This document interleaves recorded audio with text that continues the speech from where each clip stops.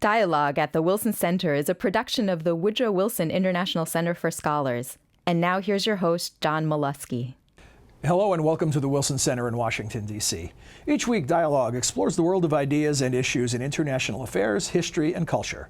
A persistent theme of American democracy is ongoing disappointment over quantity and even quality of civic participation. We don't vote enough, and when we do, we aren't always that informed. So, how do we turn the tide? Well, one solution may be emerging from an Oregon initiative, and that's what we'll be discussing today. Our guests are Dave Rajewski, Director of the Wilson Center Science and Technology Innovation Program; Richard Worthington, a professor of politics and coordinator of the Public Policy Analysis Program at Pomona College; and Tyrone Reitman, co-founder of Healthy Democracy Oregon, which invented a program called the Citizens Initiative Review. I want to welcome all of you to Dialogue. Thanks for joining us.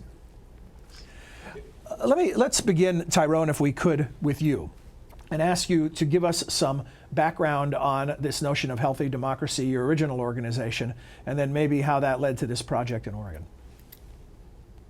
Yeah, sure. Happy to talk about that. So, we in Oregon have a very robust history of direct democracy. We were the first state in the nation to actually utilize direct voting on new laws by way of the ballot back in 1902. And as an advocate for better governance, I ended up working a lot on ballot initiative campaigns around good government issues such as campaign reform, and had an up-close look on how the process works in real practice. And the realization that I came to and that my colleagues came to pretty early on, this was about 6-7 years ago, was that the initiative process really shortchanges voters, ironically, at most steps along the way in terms of voters not having access to really good information. And so we came to that realization, which I'm happy to talk in depth about. We started looking for ideas that could address the information gap and how voters make decisions on the ballot, and we came to the Citizens Initiative Review as a great fit for the problems with direct democracy. Okay, great. And in a minute, we're going to take a look at part of a short feature that you have on your website that shows some of the citizens in action, and it'll give our viewers and listeners even a better idea of what we're talking about. In the meantime, let me ask you, Dave Rajewski, usually when you're sitting across the table from me, we're talking about biotechnology or 3D printing. How is this relevant to the work you do here at the Wilson Center? Well, we started to get interested in this probably about 10 years ago because we were starting to look at the state of technology assessment. I remember we used to have an Office of Technology Assessment in the United States, and it was essentially eliminated in the mid-90s because of budget cuts to Congress. When that happened, the interesting thing was that a lot of people in other countries, especially in European countries, had actually looked at what the U.S. had done, taken it over, and actually created a participatory piece to it. So instead of just having a discussion about the future of technology, its potential impacts, legal, political, ethical, environmental, they started to engage citizens in this conversation. So there was a lot of activities in Denmark, in the Netherlands, lots of really, I think, innovative ideas. And we backed into this through technology assessment. And we put a report out a few years on participatory technology assessment and set up actually an organization called ECAS, Expert and Citizen Assessment of Science and Technology, that advocates for looking at technology, not from the standpoint just of scientists, but from citizens. And is there great momentum in this area, or is this sort of an on-mind area for growth and for innovation? I think it's on mind. I think one of the things that's really stunned me, we've done hours and hours of focus groups with citizens on very advanced technology ideas, nanotechnology, synthetic biology. And the thing that always stuns me is how eager people are to engage and the kind of, I would say, the quality of thinking that they bring to the process. And in fact, will ask questions that the scientists don't have answers for quite often. I mean, a lot of them will ask questions that are much more socially contextual. What are the long-term impacts of this investment? Who wins, who loses? Who's responsible if something goes wrong? These are very important political questions that need to be, I think, answered. So what the citizens quite often bring is a sort of socially contextual set of questions to a debate that tends to be framed purely in terms of biology or physics. Rick, I want to ask you a question about along similar lines. Part of your bioinformation said that you study processes for informed input. How many of those processes exist? Before we dive into the Oregon example, I want to get a sense of the scope of activity that's happening both in the United States and around the world. Well, in the United States, even there's a fair amount. The Citizens Initiative Review, of course, is what we're in Oregon, is what we're talking about today. But there are at least a couple of organizations that have been doing it quite a while and at a long scale. So there's a group in Washington called America Speaks that has had deliberations, including with up to 5,000 people on a range of policy issues like the future of Social Security and things like that. Another well-known one is the deliberative polling process that, again, has been done around the world. They looked a couple of years ago at California's broken government system. Last summer, actually in Japan, they had a deliberation of citizens on the future of nuclear power in Japan. So that's just a couple of U.S. organizations around the world. I mean, Dave was already mentioning some of the European activity. The Danish Board of Technology and the Rathenau Institute in the Netherlands have been doing this since the late 1980s. And actually, the city of Porto Alegre in Brazil has been doing participatory budgeting since, I think, 1989. And now municipalities around the world do that sort of thing. I just saw a number that I think 80 municipalities in Germany actually have adopted the participatory budgeting model. So that's kind of scratching the surface a bit of what's happening worldwide. Tyrone, let me ask you to quickly talk to us about the three stages of the process, from selection to evaluation to what eventually emerges, the statement, the citizen statement. And if you could just briefly touch on those, and then we'll show the video, which might illustrate some of the points. Sure, happy to. So the hallmarks of the Citizens Initiative Review, it's based upon a randomly selected group of voters coming together to deliberate. So what we do is we send out an invitation to 10,000 people in the state of Oregon saying, here's this opportunity. If you'd like to participate, send in your demographic information. And then we pull together a sample that reflects the whole state electorate in terms of age, all the demographic diversity questions that you would want in a small group. We bring them together for 5 days so that they have the opportunity to talk with campaigns for and against a measure that's on the ballot coming up for a vote. They're able to deliberate, able to call upon policy experts if they have questions that the campaigns won't answer. And at the end of the day, the public service they're providing is to consolidate and highlight what the key facts or key findings are about a question on the ballot. So as a voter, you then have a source of trustworthy and easily accessible information to use when you go to vote. And how does that information get to the voter?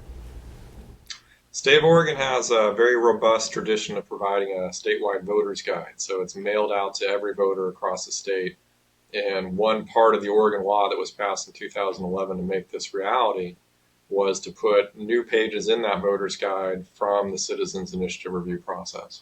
So, I mean, I don't want to gloss over the point you just made. This was enacted into law in the state of Oregon. This is now an official part of the electoral process. And that's right. Yeah, it's a national first. I mean, nobody's done democracy reform in this manner, and that was the culmination of 5 years of refinement, testing, evaluations of this new method of public process. And that was essentially the capstone of that work. Okay, well, let's now take a look at the video, and then we can come back and discuss some of the other points that emerge from what we see. Let's take a look.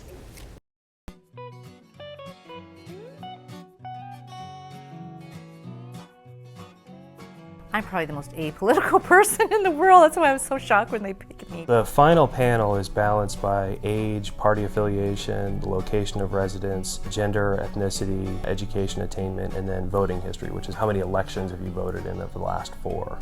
I'm guilty of being swayed by ads one way or the other, and I know that's wrong now after seeing how skewed the information is from either side. They have a chance to hear from advocates for the measure and advocates against the measure, a range of background experts. I think, like many Oregonians, when I get that voter's pamphlet and start flipping through the measures, it just becomes daunting because there's just so much information, much of which is just propaganda, and it's really hard to figure out who's telling the truth, who's not, who's right. And I think this process helped me figure out how to do that.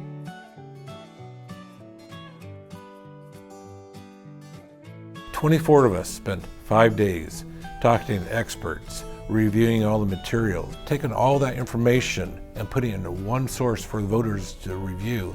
And I think it'll help people make a more informed decision." I think it really helps that a diverse group of citizens have taken time to go through the information to figure out what's important and stated it in a clear way so that voters can really use that information to inform their vote. I think it's easy for people to be really despairing about politics because of how divisive things are. And I think what's different about the Citizens Initiative Review is it's not like that. It really is we the people coming together to work on a common agenda. I mean, you can see it in the process when after several days people sit up and take notice, and even if they have differing views, they're able to work together in a way that I don't think you see in other politics today at all. They will understand that they can take back the process, that the system is not broken. It'll be interesting to see the ad campaign after going through this whole process, because I'll be sitting there going, wait a minute, that's not right. Or I really think that if every Oregonian had an opportunity to do this and took that opportunity, that, man, we'd be like the smartest voting population in the nation. And over the longer course of time, the impact we hope it has on the initiative process itself is that initiative advocates take a closer look at the measures that are qualifying for the ballot and keep this process in mind, knowing that there's essentially a public hearing. This is a national first. Nobody's done election reform in this way to date, so there are a lot of eyes on where this goes, and we hope to see people pick up on the work we've done in their home state to reform the initiative process in other locations. I wish more people could go through this process because I think it would make them appreciate the whole process of voting. And it really makes me mad when people say, oh, my vote doesn't count. Well, certainly lots to talk about. A couple of things that jump out at me. One is that the process seems to address complexity, which is a growing problem in public, well, not problem, but a reality in public policy discussions. The issues are becoming more complex and tougher for people to sort through. The other is what was interesting is about the person who talked about even when you have strong, different opinions, that this is a way that forces people into an analytical mode, perhaps, that can overcome some partisanship that is certainly poisoning a lot of political discourse in the country. Those are things that jump out to me. What I want each of you to do is talk to us about what are the things that you think are distinct advantages of this type of approach, or maybe where you might see some potholes or potential problems. The selection process comes to mind as something that could be contentious. Dave, let's start with you. Yeah, I think one of the things that makes the Oregon process work, and one of the things that's a potential danger is where you put it in the decision chain. Right, and whether the people who are involved, assuming that we can get a representative sample, that's obvious, whether they feel they actually have an impact on a decision. Because I think we can point to processes like this that were seen as kind of gratuitous or PR, essentially, actions, where there was an attempt to get the public to buy into some decision that everybody thought was kind of already made. So in the UK ran a national campaign called GM Nation about genetically modified foods. Didn't have much success because there was a sense that people had already decided about this.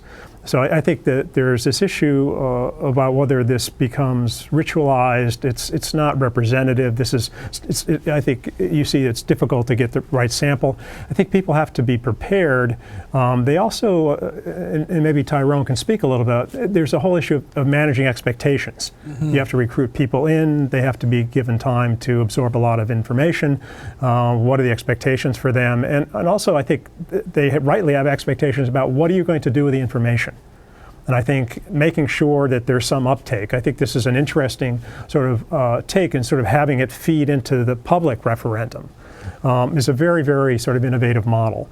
But certainly there's been a lot of these done that didn't work out so well. Tyrone, this might be a good opportunity for you not only to react to some of what we've been talking about, but also if you could give us an example of from real time, from a real initiative, of where you think this worked best and why.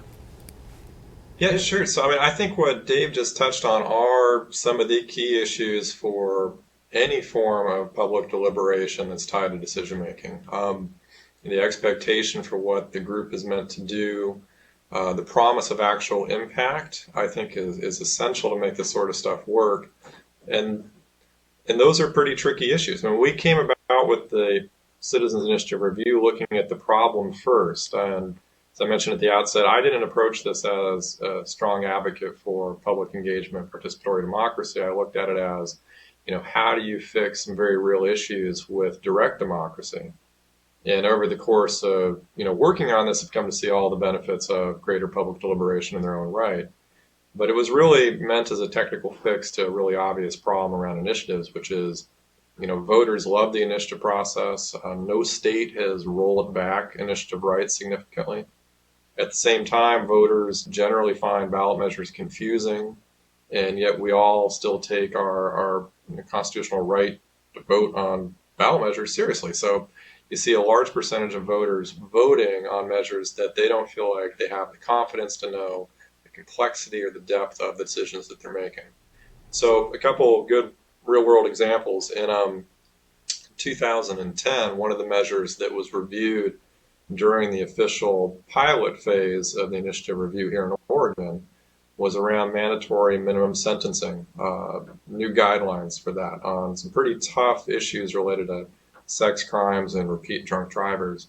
And one of the issues that came out from the CIR that didn't come anywhere else in the campaign was the fact that the way the measure was written, it would apply to minors. And that's something that came out after 3 days of deliberation and study by this group, that the campaign for insisted, no, this doesn't apply to minors, it doesn't apply to minors, but sure enough, upon closer scrutiny, it did. And that, to me, speaks to that gap around information, because voters are expected to make decisions that are equal to what state legislators make or greater than in terms of constitutional amendments that state legislators can't make. Yet they don't even have the same tools in terms of public hearings and access to experts the legislators do. So that's essentially what we're doing in the state of Oregon. Tyrone, how does the press in Oregon react to this? In that, I couldn't help but think when you said that the CIR revealed that it would apply to minors, that the newspapers or television, no one else picked up on that? This came early. So this, the way the CIR is set up, this hearing process takes place in August by law in Oregon, which precedes, the November election by a number of months. So what we're able to do is really highlight these issues before the big PR campaigns get rolling, and also inform the media on some of these nuances around the bills that are coming up for a vote. The media has been, I would say, very supportive across the state of Oregon, not only because of the inundation of ballot measures and campaign spin and misinformation. It's also, I think, the simple fact that you see voters re-engaging with a process of democracy that was really meant to serve the public broadly. Rick, I want to ask you about outcomes. Tell us about things that we know. I know the National Science Foundation has funded a study, an assessment. What do we know about, do people vote more as a result of these types of initiatives? Is there any way we can measure their level of informedness before they cast their votes? What are some of the outcomes that we know about, that we can measure, that you can talk about? Rick, you want to start off? Sure. So, go ahead. Go ahead. Okay. There was a study done, a couple studies done by Professor John Gastill at Pennsylvania State University on the Citizens Initiative Review. And actually, I don't know that it speaks to do citizens vote more, partly because there's so little time since those two processes in 2010 and 2012. But the bottom line of his studies was that most of the voters saw the material in the pamphlet, in the voter pamphlet that Tyrone's been referring to. And secondly, they saw it as more credible than the other information in the voter pamphlet. So they've got better information. They are able to judge this as better information, which would make common sense. It's more balanced. These people had to talk to one another during their deliberations in order to present their results that are in the voter pamphlet, and they don't have a pecuniary interest. Their only interest is in what's good for Oregon in this particular case. They might have their own opinions about it, but they're not lobbyists. They're not on one side or the other of the issue. That's why they got selected. It's because they're ordinary citizens. That credibility is certainly important. If you could instill more confidence into the process, that's a major contribution. Dave, I want to ask you, the Budget Hero game that you have as part of your work here at the center, another version of trying to engage people as the Oregon Initiative does in decision making that then informs them later when they become players in an actual system.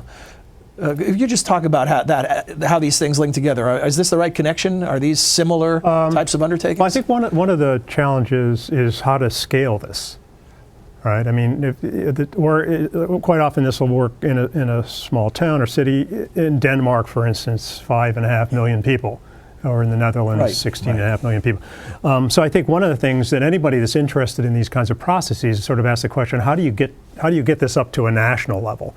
We became very interested in computer games because they're played by lots of people, probably 160, 180 million people in the U.S. at least, multiple ages now, not just teenagers. Average age is actually in the 30s, and they're very good at unpacking complexity. Right. So, I mean, if I take a complex idea like the federal budget, usually if I try to give someone material about that, the more complex the material becomes, the larger and more unreadable the package becomes. Games, once you get into them, they thrive on complexity. They just take me to the next level. So we launched this 4 years ago. It's been played, I think, 1.5 million times now. It does a lot of what happens in these systems, and we vet a lot of the information. We show people the pros and the cons of whatever policy it is. If we raise the Social Security age, whatever, they can play with the entire system. It's not a linear model, so it's basically you can go in and you can start in different spots and you can look at the system interactions. And we just did a survey of players, and one of the things that came out was that people felt that it made them better consumers of media. More critical consumers of media. They actually felt that the media was being either biased or trivializing a lot of the budget issues. Imagine that. Yeah, imagine that.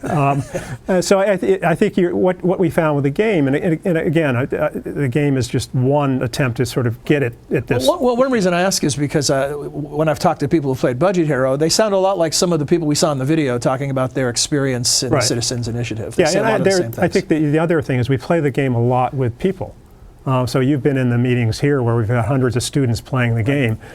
So we actually use it quite often, almost in a deliberative process like you saw in Oregon, where the game sort of stimulates a big discussion about what are we funding when we fund NASA, or how much money are we putting into foreign aid, or should we raise the amount of money wealthy people pay for Medicare prescriptions? So it's actually a stimulus to a face-to-face interactions. Tyrone, on this question of scalability, what do you see as the upper end for your initiative?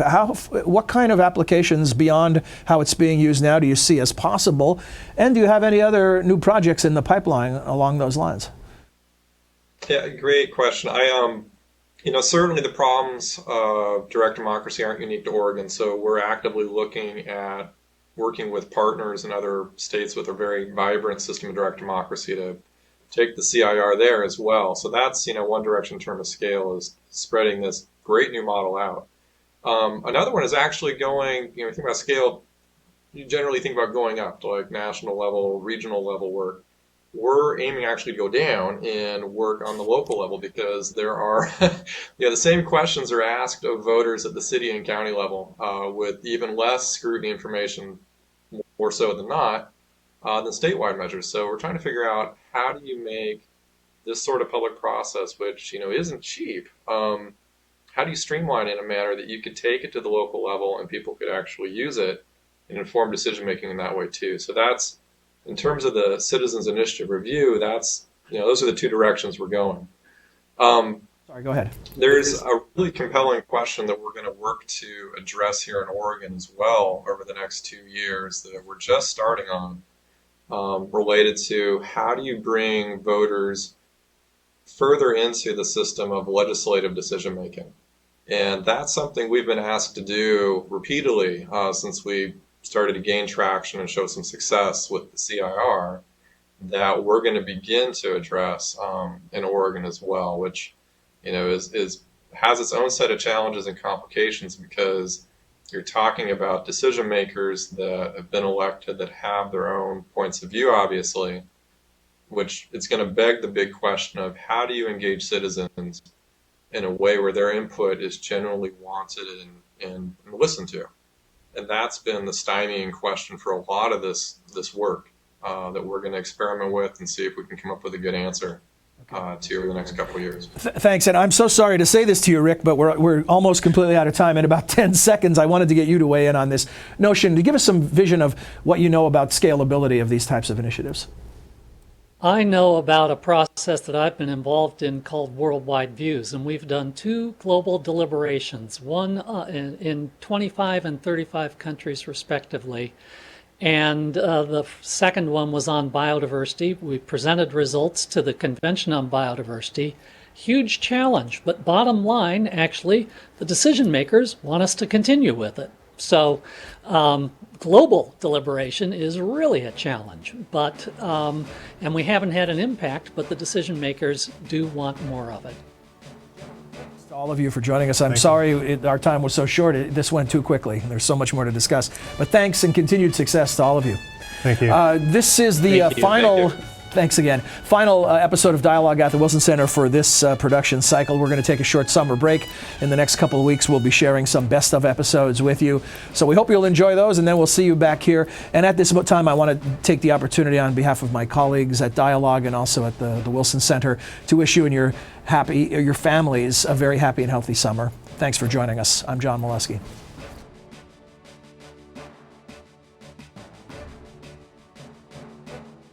We'd like to hear from you. Please send your questions or comments to dialogue@wilsoncenter.org. You can also follow us on Facebook. Search Dialogue Television and Radio. Our host's Twitter feed is twitter.com/John Molesky.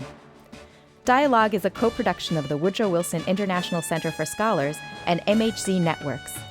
Dialogue is available via broadcast, cable, satellite, and telco on MHZ Worldview throughout the United States. To see how to watch where you live, visit www.mhznetworks.org.